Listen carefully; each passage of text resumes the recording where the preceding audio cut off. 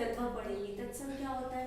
ये जो तत्सम है ये दो शब्दों से मिलकर बना है, तत्सम, तत् और सम। तत् का मतलब होता है उसके, सम का मतलब होता है समान। तत् का मतलब होता है उसके और सम का मतलब होता है समान।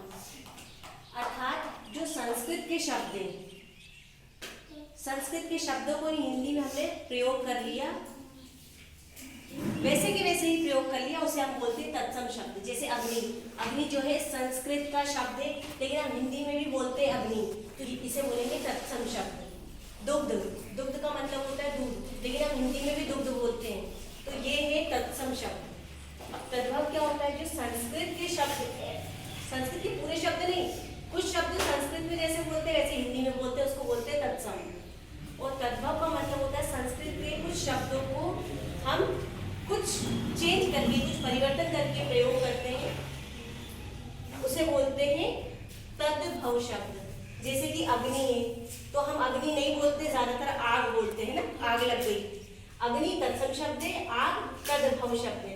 दुग्ध संस्कृत का शब्द है जिसका अर्थ होता है दूध, ये तत्सम शब्द है और ये तद्भव। रात्रि, रात्रि का मतलब होता है रात, ये तत्सम शब्द है और ये तद्भव। दोनों का एक ही मतलब है, लेकिन ये संस्कृत का शब्द है और इसको थोड़ा सा बदल के बोलते हैं, तो ये तद्भव शब्द है, इसे बोलते हैं तद्भव और इसे तत्सम। तो इन शब्दों को आपको रिवीजन करना पड़ेगा, तो आपको ही समझ में आ जाएगा।